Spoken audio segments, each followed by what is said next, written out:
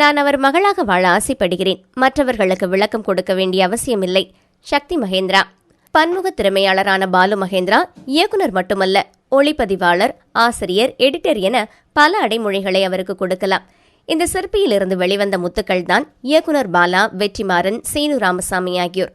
சமீபத்தில் பாலு மகேந்திராவின் வளர்ப்பு மகளான சக்தி மகேந்திரா ஒரு பேட்டி அளித்துள்ளார். அதாவது, எனக்கு சின்னம்மாவில் நடிக்க ஆசை இருப்பதால் என் அம்மா பாலு மகேந்திராவிடம் என்னை அழைத்து சென்றார். நாங்கள் அவர் வீட்டுக்கு சென்றபோது, வா மகளை வா என்று என்னை அன்புடன் அழைத்தவர் சின்னம்மாவில் நடிக்க ஆசை இருப்பதாக கூறியவுடன் என்னை புகைப்படம் எடுக்க அனுப்பினார்.